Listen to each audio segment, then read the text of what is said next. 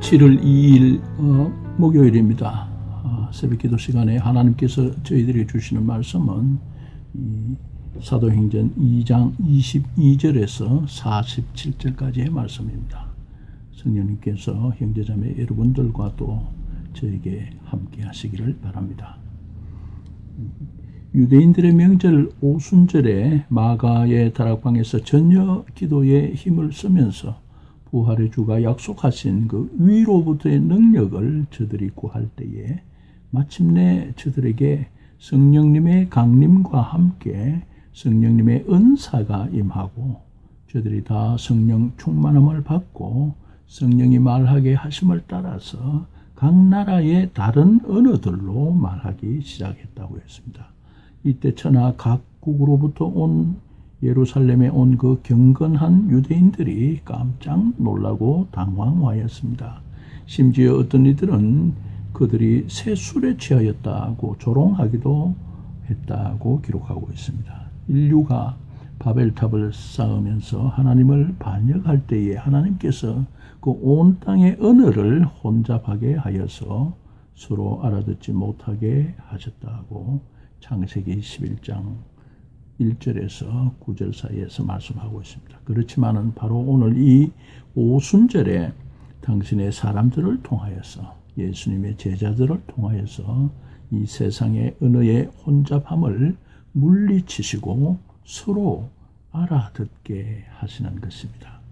이에 성령의 은사를 받은 이 베드로가 또한 성령 충만해서 저들에게 설교를 합니다.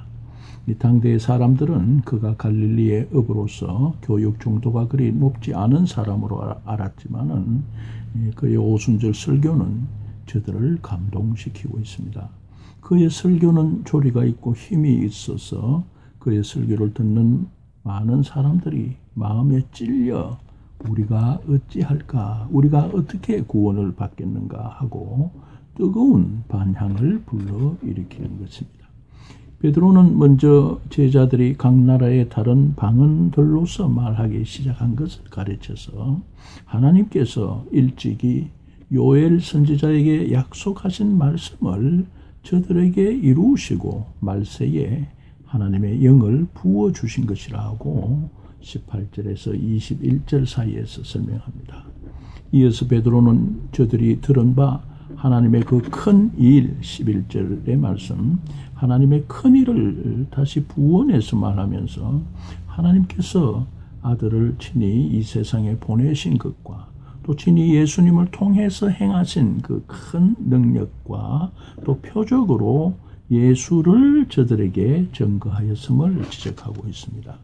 이어서 이스라엘 온 집이 예수를 로마인들의 힘을 빌어서 십자가에서 처형했지만 사실은 하나님께서 만세 전에 기획하신 바 온 인류의 죄를 용서하시고자 아들을 속죄제의 그 희생 제물처럼 죽게 하신 사건임을 말하고 있습니다. 더 나아가서 그는 다윗의 시편 16편 8절에서 10절을 인용하면서 다윗이 미리 장래에 오실 예수 그리스도에 대해서 예언한 것이며 그가 죽으시고 다시 사실 것을 말한 것이라고 강조하고 있습니다.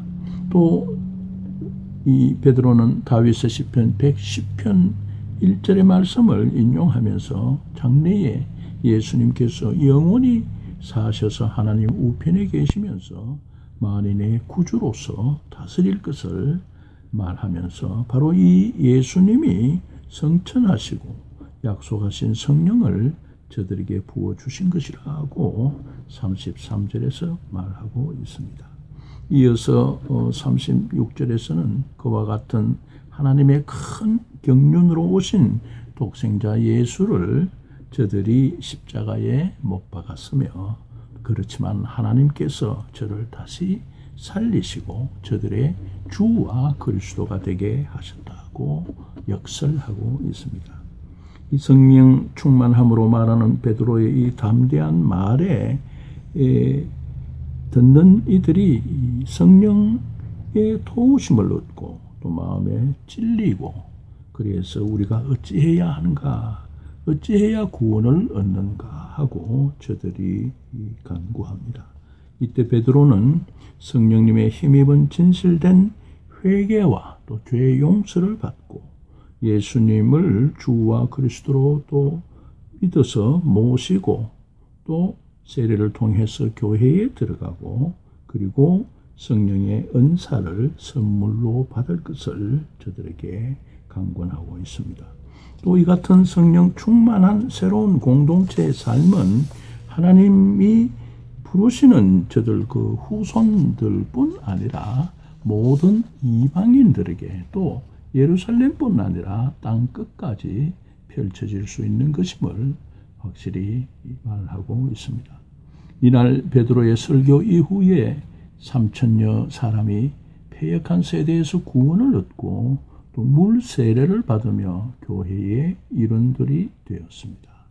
이제 저들의 삶은 하나로 연합된 그 교제 코이노니아 가운데서 사도의 가르침을 통한 하나님의 말씀과 또 성전 예배와 또 섬김과 나눔의 그 삶으로 넘치고 있습니다. 전혀 새로운 예수님의 제자 공동체의 그 수적 성장은 넘치는 내적, 질적 삶의 힘이 만든 하나님의 은혜의 역사인 것입니다. 43절에서 47절까지 잘 묘사했습니다. 저들에게 하나님을 경외하는 마음이 넘치고 또 예수 안에서 한 마음이 되고 또 저들에게 기쁨이 넘치는 그런 공동체로서 우뚝 서가는 것입니다. 일단 내일은 사도행전 3장 1절부터 강의를 하겠습니다.